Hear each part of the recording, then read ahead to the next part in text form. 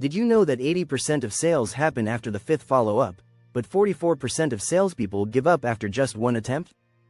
Most people think selling is all about closing a deal, but it's much more than that.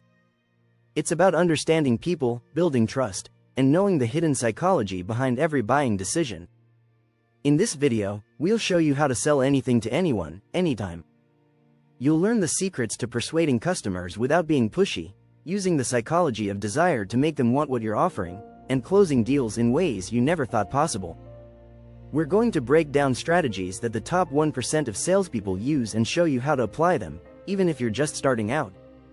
Ready to become a master of sales?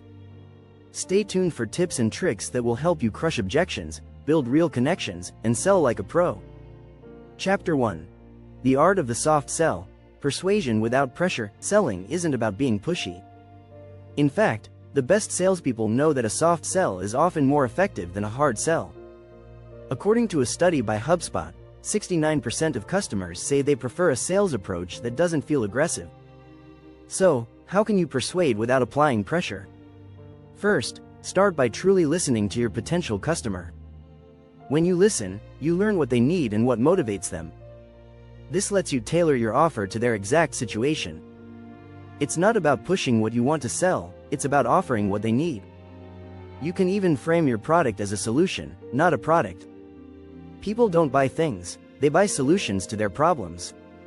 When you offer a solution, you're not selling a product, you're offering relief, convenience, or improvement in their lives. One powerful technique is mirroring. This strategy involves subtly mimicking the customer's language, tone, and body language. According to Robert Cialdini, author of Influence, The Psychology of Persuasion, mirroring builds rapport and trust. When someone feels understood, they're more likely to buy. Also, make sure to give them room to decide. The pressure-free environment you create lets the buyer feel more in control, which leads to better outcomes. According to a study by Salesforce, 70% of customers say the buying experience is just as important as the product itself. Finally, remember that persistence doesn't mean constant follow-ups. It means staying available and being patient. Customers might not buy immediately, but your non-pushy approach will keep the door open for future opportunities. Chapter 2. Unlocking the Psychology of Desire.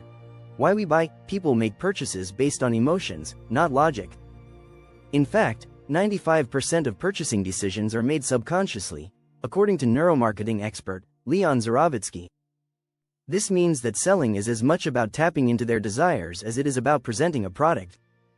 The first step is understanding what drives the emotional triggers. There are basic human needs, comfort, security, status, and success, that influence purchasing decisions. If your product appeals to these, you have a much higher chance of a sale. One key principle to remember is the scarcity effect. People tend to place higher value on things that are in limited supply. Think about limited edition products or flash sales. It's not just a gimmick, scarcity creates urgency, and urgency leads to quicker decision-making. Next, show your customers how your product will make them feel. According to consumer behavior expert Martin Lindstrom, successful brands don't just sell products, they sell experiences. For example, Apple doesn't just sell phones, they sell the feeling of being part of an exclusive, innovative community. Also, use social proof to boost your sales. People tend to follow the actions of others. This is why testimonials and reviews are so important. A Nielsen study showed that 92% of consumers trust recommendations from people they know, and 70% trust online reviews. Another powerful trigger is reciprocity. When you offer something for free, like valuable advice or a free sample, customers feel an obligation to return the favor. This technique is incredibly effective when done right, as people often feel compelled to reciprocate a kind gesture. Ultimately, the goal is to make the customer feel understood and connected to your product emotionally. If you can make them feel something, you'll increase the likelihood of a sale. Chapter 3. Mastering the Power of Stories. Sell with a narrative, not a pitch. Humans are wired for stories. In fact, our brains process stories 22 times more effectively than facts or statistics, according to neuroeconomist Paul Zak. This means that if you want to sell effectively, you need to tell a compelling story rather than just pitching your product. Start with a relatable character. This could be someone just like your customer, facing a challenge they're familiar with. You can even frame your product as a hero in the story. By positioning your product as the solution, you're not just offering a sale, you're offering transformation. For example, if you're selling a fitness program, tell the story of someone who struggled with weight loss but found success with your program. Show their journey, struggles, victories, and how the product helped them change their life. This makes the offer feel more real, tangible, and desirable. Another important element is the emotional hook. Emotional storytelling creates an emotional connection. According to Harvard Business Review, customers remember stories up to 22 times more than data alone. So, when you craft a narrative, think about the emotions you want your customer to experience. Be sure to include a conflict and resolution. Every great story needs a challenge, followed by a solution. When you show that your product can overcome the problem, it builds trust and credibility. Finally, make sure the story is simple and clear. Overcomplicated narratives confuse potential buyers. The simpler the story, the more likely it is that your customer will relate. Remember, the goal isn't to impress them with your product knowledge but to make them feel connected to the solution you provide. When you master the art of storytelling in sales, you're no longer just selling a product, you're offering a piece of their personal journey. If you're enjoying these tips, don't forget to hit the subscribe button for more insights on mastering the art of selling. Chapter 4. The Unseen Advantage, Selling by Building Trust. Not just a relationship, trust is the most powerful tool you can use in sales. According to Edelman's 2020 Trust Barometer, 81% of consumers say that they must trust a brand before making a purchase. Building trust isn't about flashy ads or heavy promotions. It's about creating a genuine connection. The first step to building trust is honesty. People can smell dishonesty from miles away. Research by the University of California shows that people can detect deceit in others with 60% accuracy. So, being upfront and transparent about your product is key. If there's a flaw or limitation, don't hide it. Instead, focus on how the benefits outweigh the drawbacks. Next, consistency is critical. Customers want to know that they can rely on you. Whether it's in the quality of your product or in your communication, consistency builds trust over time. If your message, product, or customer service is inconsistent, trust is broken quickly. Building trust also requires demonstrating competence. Show your expertise through helpful content, knowledge, or experiences. According to the Challenger Sale by Matthew Dixon and Brent Adamson, sales reps who can teach the customer something new about their needs or challenges are 2.4 times more likely to win a deal. Another key strategy is social proof. People trust what others say more than what you say. A Nielsen study showed that 92% of consumers trust recommendations from friends and family, while 70% trust online reviews. So, share testimonials, reviews, and case studies to showcase how others have benefited from your product. It's also important to be present for your customers, answering their questions and concerns quickly. A study from Zendesk found that 42% of consumers would abandon a purchase if they didn't get a quick response to their inquiries. Showing you care goes a long way in establishing trust. Finally, remember that trust is built over time, not in one transaction. A customer who trusts you is more likely to return and refer others.